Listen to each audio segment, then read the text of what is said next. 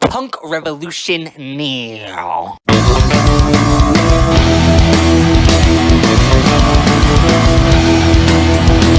Hey everybody, today we are going to be reviewing Battle's newest album, Juice Be Crypts. So Battles, for those of you who are not familiar with the band, are probably one of the biggest names in the past 10, 15 years in the genre of math rock, going back to 2007 with their debut album Mirrored, a very critically acclaimed math rock album.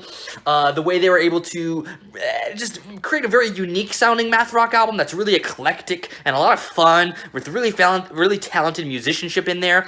And then following that with their later releases like Last Drop, Battles incorporated pop and electronic into their math rock, creating some of the most poppy math rock I have ever heard, and that was of course loved by critics as well. So let's see what the flip is going on with their freaking newest album in 2019, Juice Be Crypts. Let's start by taking a look at the fucking album cover, shall we? I actually really don't like this album artwork, if I'm being entirely honest with you. It looks like a very amateur and very generic idea of what artsy is supposed to be. It's kind of like if you ask a child to try to think of the most random things off the top of their head, and they say either a pickle or a chair. What they've done essentially is give the most generic, predictable answers to a question where they were trying to be as random as possible. And that's exactly what this cover is like. It's like they were told the artist to try to think of a very math rock, experimental, artsy cover, and they gave the most generic art they could possibly do in response to that. Okay, enough trashing the album artwork. Let's freaking go on to the music now.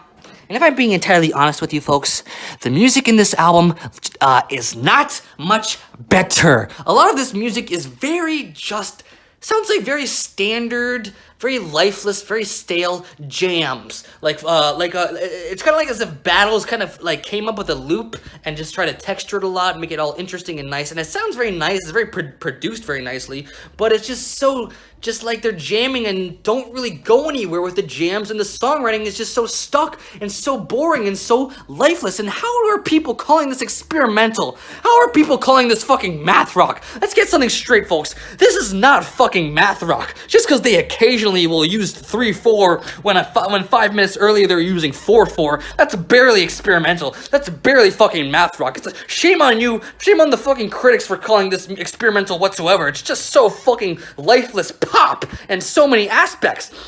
Okay, let me back up a bit. I think in the last 2 tracks they do kind of show a little bit of attempts of experimenting a bit, kind of reminiscent of their earlier work, but overall this is a very lifeless, very predictable, very boring record. I remember after the first 2 times I listened to this record, I looked back at my notes and I was like, did I even fucking listen to this record? I don't remember anything that happens in it. It's just so fucking uninteresting and so forgettable. Yeah, and I mean, even the song with the Shabazz Places kind of sucked ass too, just because the fucking loops were so fucking awkward and boring. Alright, I don't really have anything else to say about this record. I'm giving it a 3.5 because the production is nice and the last 2 tracks are okay, but overall it's just so fucking forgettable. 3.5 out of 10. Thanks for watching, everybody. Punk Revolution now.